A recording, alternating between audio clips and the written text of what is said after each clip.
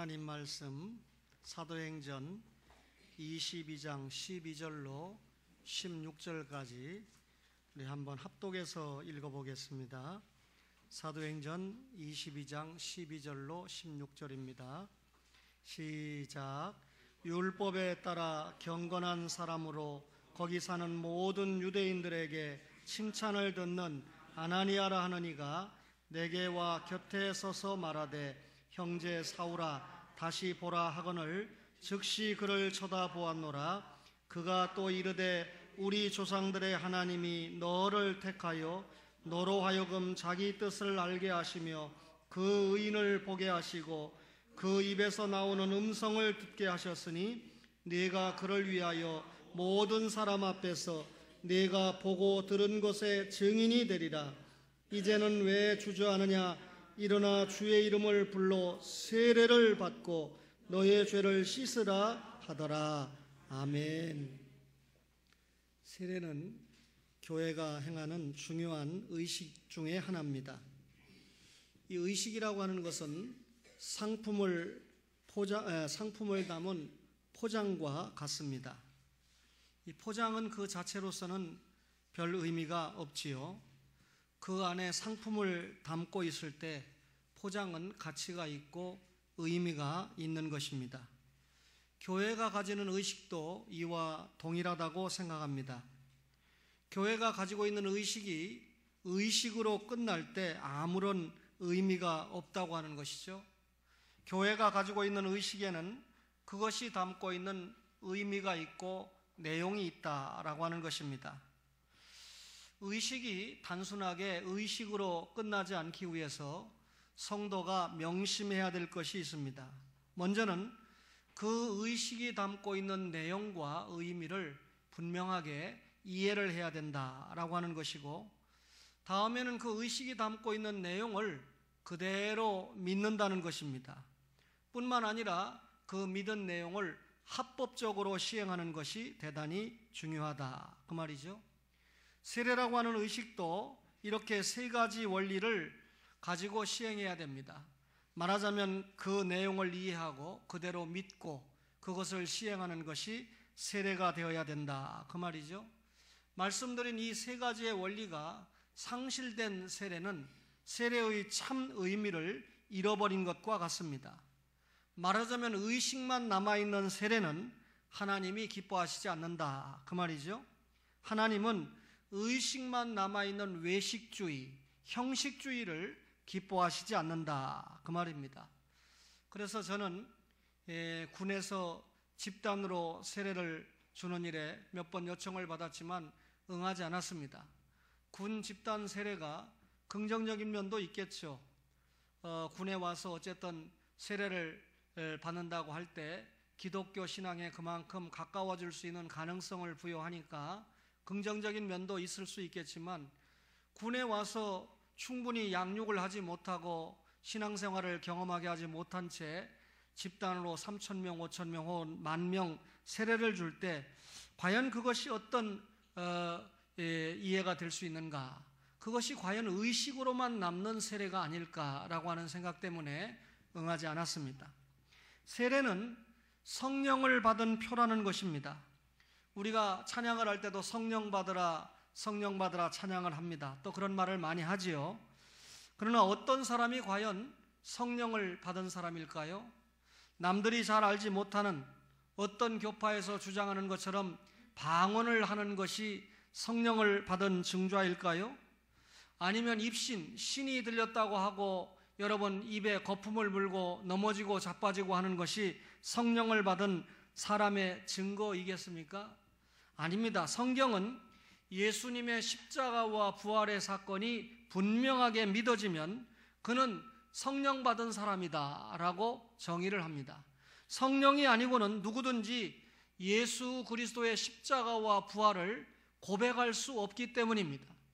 예수님이 나의 죄 때문에 십자가에 돌아가셨다, 나를 영원히 살리기 위하여 사흘 만에 부활하셨다라고 하는 사실을 확실하게 고백하는 사람은 성령 받은 사람이다 그 말이죠. 본래 사람의 영혼을 지배하고 있던 것은 사탄이었습니다. 말하자면 우리 영혼의 주인이 사탄이었다는 말이죠. 그런데 어느 순간 주님의 십자가와 부활이 믿어지도록 성령님이 역사합니다. 물론 사탄은 주님의 십자가와 부활이 믿어지지 않도록 하지요. 그러나 선택받은 여러분과 저에게 어느 순간 하나님의 초자연적인 은혜로 사탄을 쫓아내고 성령님이 그 안에 내주하셔서 우리로 하여금 예수님의 십자가와 부활 사건이 믿어지게 하고 고백되게 한다는 것입니다. 여러분, 아담과 하와가 왜 범죄했습니까? 사탄의 유혹을 받아서 여러분 하나님 말씀에 불순종하고 시험에 빠지지 않았습니까? 그런데 하나님께서 이런 아담과 하와에게 첫 복음으로 여자의 우선인 예수 그리스도를 약속하셨죠. 이후에 사탄은 예수님이 이 땅에 오지 못하게 하는 일에 총력합니다. 가인이 아벨을 죽였습니다. 아벨을 통해서 예수님이 오셔야 되는데 가인이 아벨을 죽였다는 것은 단순히 예배 문제로 동생을 죽였다는 데서 끝나지 않고 아벨을 통해서 이 땅에 오셔야 될 예수님이 오시지 못하도록 사탄이 총력을 가한 것이죠. 에스더 당시에 하만이 모든 유대인을 죽이려고 했던 것도 자기 개인의 감정 화풀이가 아니라 사실상 마귀가 그를 통해서 예수님이 이 땅에 오시는 것을 방해하기 위한 공작이었던 것입니다. 사탄은 이렇게 예수님이 이 땅에 못 오게 하는데 구약시대에 총력을 했습니다. 그런데 예수님이 오셨죠. 사탄이 또 총력을 거는 것은 그 예수님을 믿지 못하게 하는 일에 총력합니다. 택자라도 예수님을 믿고 구원을 받아야 되는데 이 예수님의 십자가와 부활이 믿어지지 않게 하는 일에 사탄이 총력합니다. 뿐만 아니라 여러분과 저가 예수님을 믿고 구원을 받고 하나님의 자녀가 되고 목사가 되고 장로가 되고 권사가 되었는데 우리가 가지고 있는 믿음을 여러분 흩뜨러뜨리기 위해서 믿음의 열정이 식게 하기 위해서 총력하는 것이 사탄의 역할입니다. 어떤 경우든지 이런 그 역할 중에 성령님이 우리 속에 내주하셔서 거주하던 사탄을 추방시켜버리고 그 속에 성령님이 내주하시는 것을 우리가 여러분 구원받았다, 성령 받았다 이렇게 이야기하지 않습니까? 여러분과 저가 이런 십자가와 부활이 믿어졌다라고 하는 사실은 성령 받은 확실한 증거가 됩니다. 그렇다면 이제 우리는 마귀의 사람이 아니고 성령의 사람이고 당당하게 하나님의 사람이 된 것입니다. 대한민국 사람이라면 주민등록 등본에 자기 이름이 다 등재가 되어 있죠. 성인이 되면 주민등록증까지 가지고 있습니다. 성령을 받은 하나님의 사람에게 주민등록증에 해당되는 것이 세례가 된다 이렇게 설명하면 좀 쉽겠습니까? 고린도전서 12장 13절에 우리가 유대인이나 헬라인이나 종이나 자유인이나 다 한 성령으로 세례를 받아 한 몸이 되었고 또 다 한 성령을 마시게 하셨느니라. 성령을 받은 것을 마셨다라고 하는 표현으로 강조했습니다. 예수님께서도 요한복음 7장 37절 이하에 보면 성령을 받아들이는 것을 생수를 마셨다 이렇게 표현하죠. 누구든지 목마르거든 내게로 와서 마시라. 이는 그를 믿는 자들이 받을 성령을 가리켜 말씀하신 것이라. 받을 성령을 내게로 와서 마시라 이렇게 예수님께서 말씀을 하셨습니다. 성령을 받은 표로 세례를 받는 것입니다. 세례는 거듭난 표라는 것입니다. 거듭났다라고 하는 말은 지금까지 사탄이 내 영혼을 지배했는데 지금부터는 성령님이 내 영혼을 지배하게 된다라고 하는 사실을 깨닫는 것이 중생입니다. 사탄이 지배하는 동안에 우리의 영혼은 죽었습니다. 사탄이 지배하는 동안에 우리는 하나님과의 관계가 단절됐습니다. 사탄이 지배하고 있다면 그 영혼은 분명하게 지옥으로 가게 될 것입니다. 성령님은 이런 영혼에게서 사탄을 추방하고 성령님 자신이 그 영혼에 거하게 되십니다. 성령님이 거하시는 그 순간에 우리의 영혼은 살아났지요. 중생을 받았지요. 이것을 우리가 거듭났다 혹은 중생받았다라고 표현을 하는 것입니다. 거듭난 사람은요 자기의 영혼이 살아났다고 하는 것을 믿은 데서 끝나지 않고 자기가 거듭났다, 중생받았다라고 하는 것을 고백을 해야 됩니다. 만약에 자기가 예수를 믿고 중생받았다라고 하는 사실을 고백할 수 없다면 목사는 세례를 줄 수가 없지요. 디도서 3장 5절에 보면 우리를 구원하시되 우리가 행한 바 의로운 행위로 말미암지 아니하고 오직 그의 긍휼하심을 따라 중생의 씻음과 성령의 새롭게 하심으로 하셨다라고 말씀합니다. 우리가 중생을 받음으로 말미암아 거듭남으로 말미암아 우리의 모든 죄가 깨끗하게 씻김을 받았다 그 말입니다. 그리고 우리의 영혼이 중생받음으로 말미암아 예수 믿음으로 말미암아 깨끗해졌다는 표로 세례를 베푸는 것입니다. 그렇다면 우리 스스로 이런 의문을 가질 때가 있지요. 내가 거듭났는가? 혹은 내가 중생받지 못했는가? 어떻게 알 수가 있습니까? 대답은 간단합니다. 거듭난 사람은 그 심령에 예수님이 거부되지 않습니다. 거듭난 사람은 그 심령에 예수님이 영접됩니다. 예수님이 하신 일이 그대로 믿어집니다. 그리고 예수님을 통해서 구원받았다는 확신을 가지게 되니까 예수님을 사랑하는 마음이 생깁니다. 주님이 나를 구원해 주셨다라고 하는 사실에 감사와 감격이 넘칩니다. 목사의 설교를 들으면서 예수님의 말씀을 들으면서 생명의 기쁨이 찾아옵니다. 그리고 자신의 생활에 변화가 찾아옵니다. 뿐만 아니라 한 영혼이라도 나와 같이 구원해야 되겠다라고 하는 구령과 성장을 시키는 일에 열정을 다하게 되어 있습니다. 이것이 거듭난 사람의 증거가 된다 그 말입니다. 이런 사람에게 거듭난 표로 베푸는 것이 세례가 된다 그 말입니다. 세례는 죄사함을 받은 표가 됩니다. 오늘 본문에 바울이 회개하고 주님을 영접했습니다. 회개하고 주님을 영접한 바울에게 아나니아가 세례를 명했지요. 이제는 왜 주저하느냐? 일어나 주의 이름을 불러 세례를 받고 너의 죄를 씻으라. 사도행전 22장 16절에 그렇게 기록을 했습니다. 이 말씀은 세례를 받아야 죄사함을 받을 수 있다 그런 말 아닙니다. 우리가 죄사함을 받는데 물세례를 받느냐 안 받느냐는 전혀 상관없습니다. 여러분과 저가 어떤 경우든지 지옥 갈 죄에서 용서받는 비결은 예수 그리스도의 십자가의 보혈 외에는 없는 줄로 믿습니다. 세상의 어떤 경우로도 예수님의 보혈을 대신할 수 있는 것은 없습니다. 따라서 길이요 진리요 생명이신 예수의 보혈 말고도 구원을 받을 수 있다고 가르치는 종교가 있다면 그것이 어떤 종교가 됐든지 이단이고 이교고 여러분 무진리의 종교라고 하는 것을 우리가 알 수가 있습니다.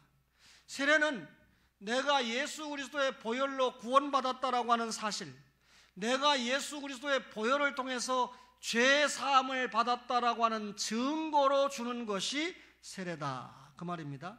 따라서 예수님에 의해서 죄 사함을 받았다고 믿어지면 그는 이미 죄 사함을 받은 사람입니다. 이런 사람에게 확실한 표를 하나 제공하는데 그것이 세례가 된다 그 말이죠. 세례는 그리스도와 연합된 표가 됩니다. 갈라디아서 3장 27절에 누구든지 그리스도와 합하기 위하여 세례를 받은 자는 그리스도로 옷 입었느니라. 그리스도와 합하기 위하여 라고 했죠. 여러분 세례는 예수 그리스도와 연합된 관계에 있다라고 하는 것을 가르치고 있습니다. 여러분 우리가 예수 믿지요? 누구하고 연합됐습니까? 세상과 연합됐습니까? 마귀와 연합됐습니까? 아니지요. 예수 그리스도와 연합이 되어 있지요. 그렇다면 우리 안에 누가 계십니까? 예수님이 계십니다. 또 여러분 예수님 속에 누가 있습니까? 우리가 있습니다. 그러면 내 안에 예수님이 내주하신다. 그렇다면 우리의 소속이 그리스도인이죠. 우리의 신분도 그리스도인이죠. 여러분 나는 크리스찬이다. 나는 그리스도인이다. 무슨 말입니까? 우리가 그리스도인이라고 하는 말은 그리스도에게 소속되어 있는 개인이나 집단을 그리스도인이다, 이렇게 말합니다.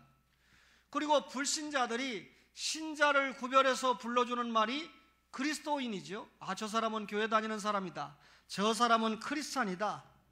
유대인들이 예수 믿는 신자들을 무시할 때 갈릴리 사람이다, 나사렛 사람이다, 그렇게 말할 때가 있었죠. 불신자들이 우리를 구별할 때도 그리스도인이라고 불러줬지만 불신자들이 우리를 멸시할 때도 크리스찬이라고 부릅니다. 예수 믿는 신자를 존경해서 불러줄 때는 구별된 이름으로 저 사람은 그리스도인이다, 저 사람은 교회 다니는 사람이다. 그런데 안티 기독교 신자 같은 사람들이 우리를 불러줄 때는 아주 경멸하는 의미로 저 사람은 그리스도인이다, 저 사람은 크리스찬이다, 경멸하는 의미로 부르죠. 한때 역사를 통과하면서 지금도 예수 믿는 그리스도인이라는 이름이 박해의 대명사로 통했습니다. 그래서 여러분, 예수님의 수제자인 베드로가 베드로전서 4장 6절에 만일 그리스도인으로 고난을 받으면 부끄러워하지 말고 도리어 그 이름으로 하나님께 영광을 돌리라 라고 베드로전서 4장 16절에 그렇게 기록을 했습니다. 그리스도인으로 사는 것을 부끄러워하지 말아라, 그리스도인으로 고난받는 것을 부끄러워하지 말아라. 얼마나 예수 믿는 신자가 그리스도인이라는 이유 때문에 고난을 받았으면 이런 기록을 남겼을까요? 실제로 여러분, 박해를 받던 중에 바울도 베드로도 순교를 당한 것을 우리가 기억하지 않습니까? 이렇게 한때 그리스도인이 박해의 대명사이기도 했지만 영광의 대명사이기도 했습니다. 380년에 데오도시우스 황제가 기독교를 국교로 만든 다음부터는 예수 믿는다는 것이, 크리스찬이라는 것이 영광의 대명사였어요. 황제가 참여하는 예배에 동참할 수 있었고 예수 믿는 신자라는 이유 때문에 온갖 특권을 누릴 때가 있었으나 이런 특권을 누리면서 기독교는 타락을 했고, 이런 특권을 누리면서 기독교는 나그네 공동체를 버리고 안주 공동체를 택함으로 중세 1000년 동안 천주교가 기독교를 암흑 가운데 가두었던 것입니다.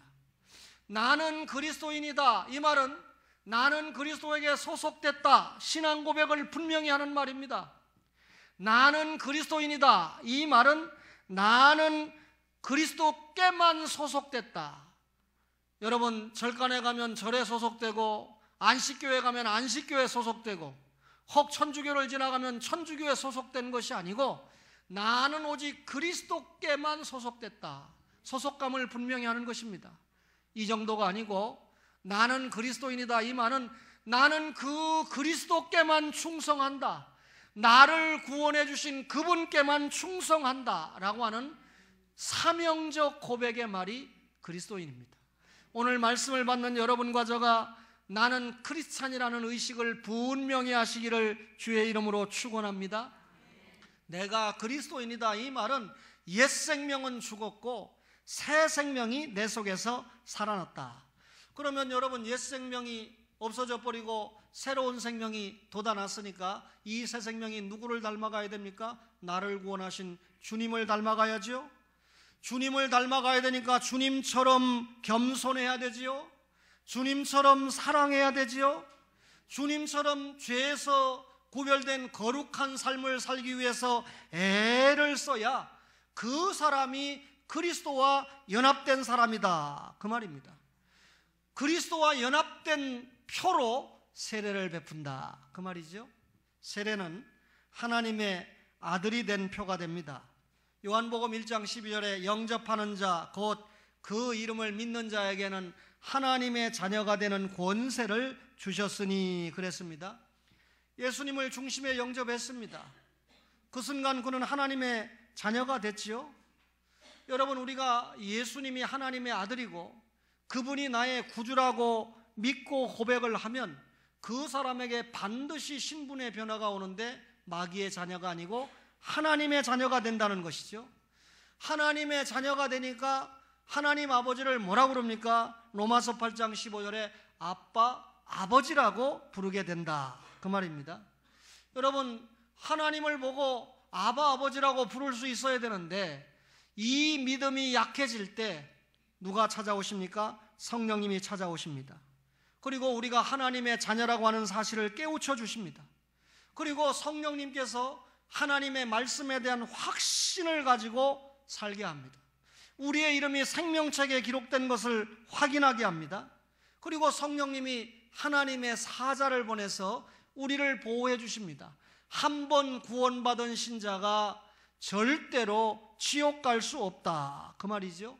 따라서 여러분, 내가 연약해질 때, 내가 약해질 때 성령님께서 늘 은혜로 우리를 채워주시는 것입니다.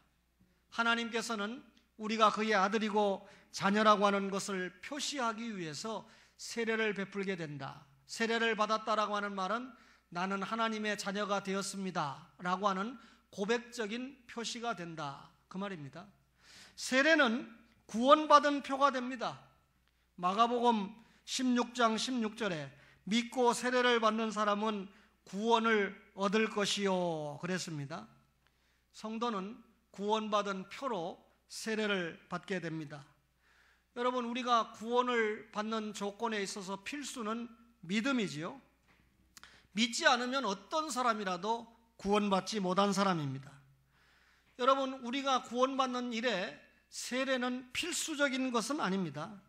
그 사람이 구원을 받았느냐, 구원을 받지 못했느냐에 여러분, 세례라고 하는 것은 아무 관계가 없습니다.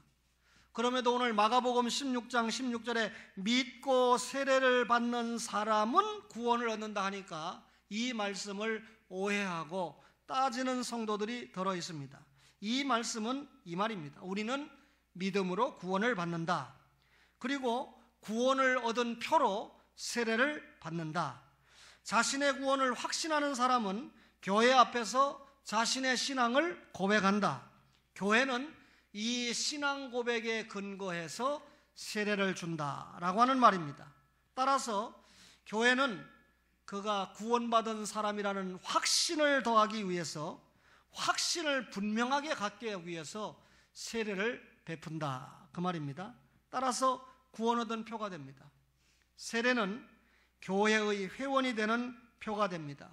사도행전 2장 41절에 그 말을 받은 사람은 세례를 받음에 이 날에 신도의 수가 3,000이나 더하더라 그랬습니다.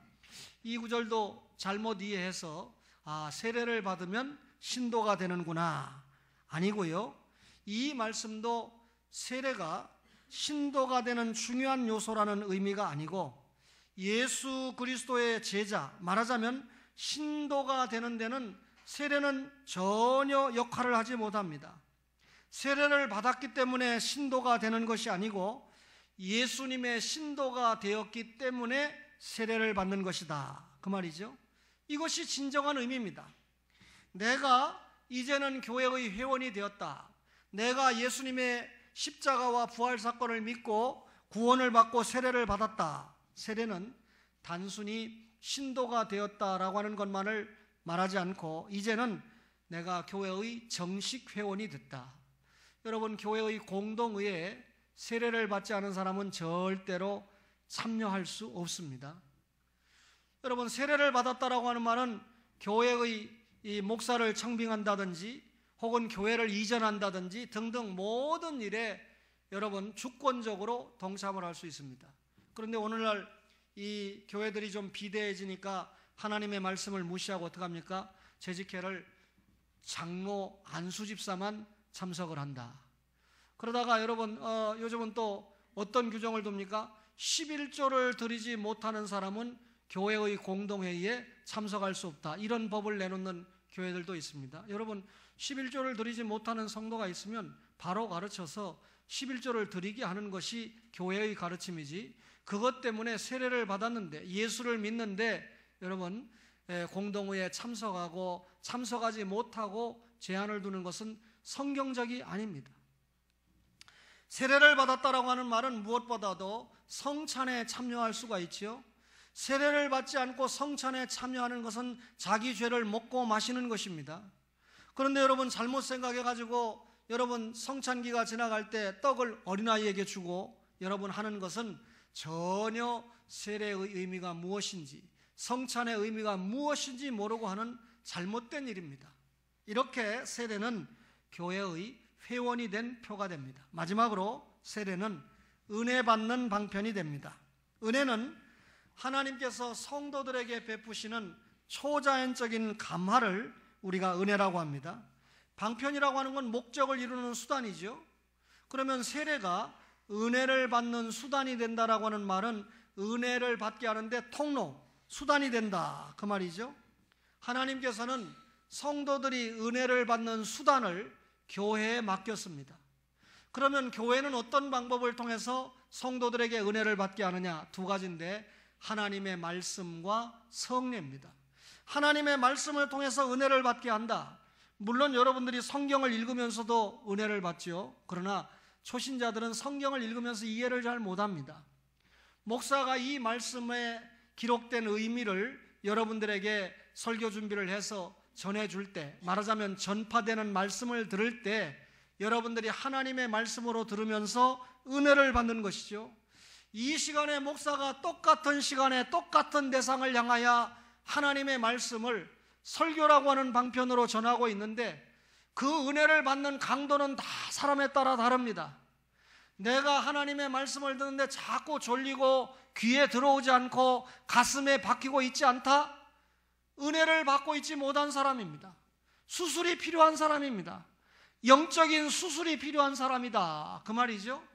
반대로 하나님의 말씀에 은혜를 받고 있습니까? 그 은혜를 받고 있는 분량이 반드시 생활의 현장에 나타나야 될 줄로 믿습니다.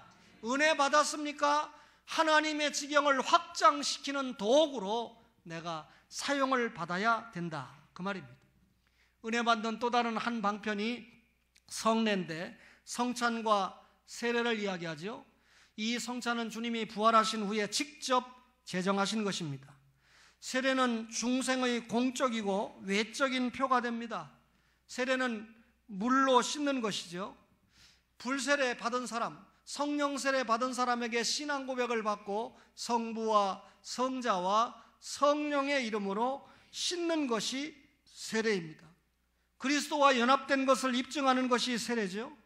은혜 언약에 동참했다라고 하는 것을 확인하는 것이 세례죠. 주님의 사람이 되겠다고 서약한 것을 표하는 것이 세례이죠. 따라서 여러분, 하나님의 사람입니다, 이 사람이야말로 하나님의 자녀입니다라고 외적으로 인을 치는 절차가 세례가 되는 것입니다. 따라서 세례는 바른 신앙 고백이 있을 때 베풀 수가 있습니다.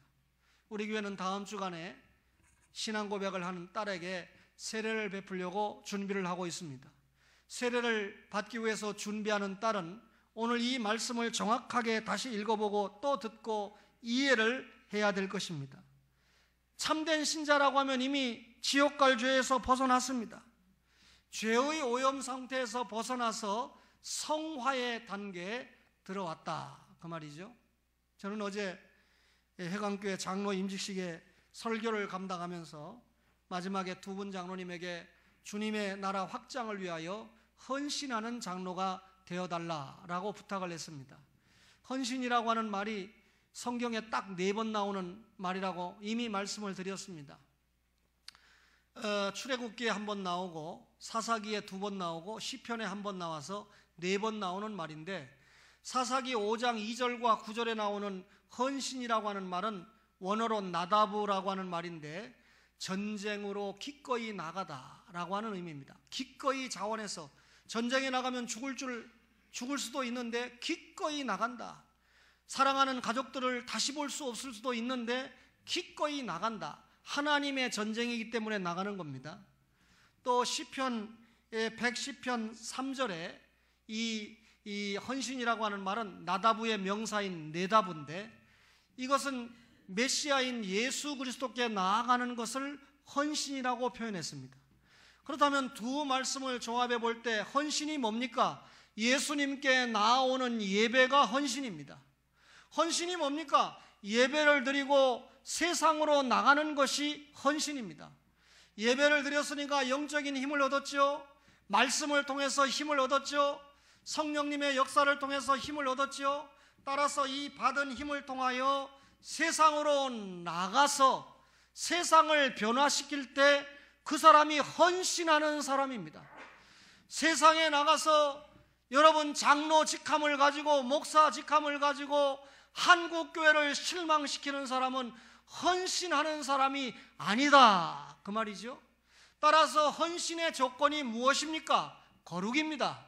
내가 구원받았기 때문에, 구원받은 하나님의 자녀이기 때문에 내가 거룩하니 너희도 거룩하라고 하는 주님의 말씀에 따라서 거룩한 삶을 살아야 되는데, 여러분, 세상을 변화시키는 거룩의 중심에 서지는 못할지라도 장로 직함을 가지고 목사 직함을 가지고 여러분 무리를 일으키고 문제를 일으키고 하는 그런 삶을 살아서야 되겠습니까? 여러분, 어제 우리 가족들이 여러 명들이 와서 설교를 들었어요. 보니까 그 교회가 찬양대를 얼마나 잘하는가 감독하려고 온 사람도 있고, 또 자기 목사가 외부 교회에 가서 설교할 때 얼마나 말씀을 잘 힘있게 전하는가 감독하기 위해서 온 사람도 있는데, 어쨌든지 간에 저는 어제 부담스러운 시간이었습니다. 그럼에도 불구하고 어제 설교를 마치고 왔는데 한 집사님이 목사님의 오늘 설교는 명불허전이었습니다, 이렇게 아주 유식한 문자를 써서 보냈습니다. 그분은 참고로 중문학과를 졸업하신 분입니다.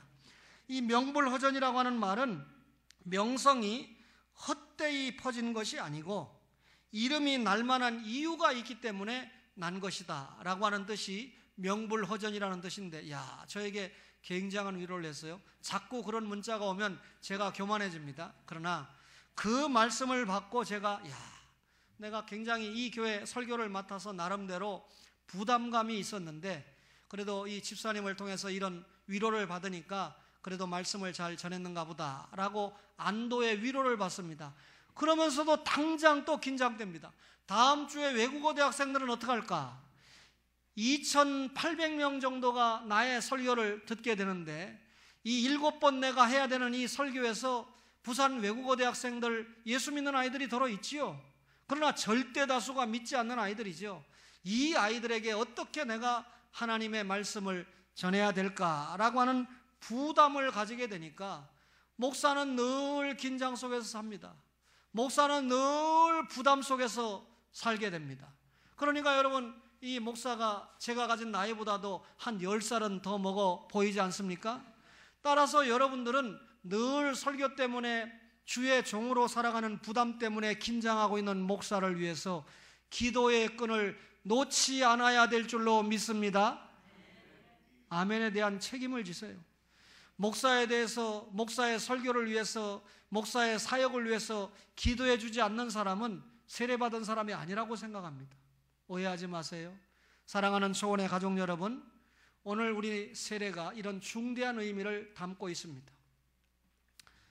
한 성도님이 지난주 금요일 날 저를 만나서 제 아내와 저에게 대접을 했는데, 자기 교회 한 주에 100명 내지 150명 온대요. 논현동이래요.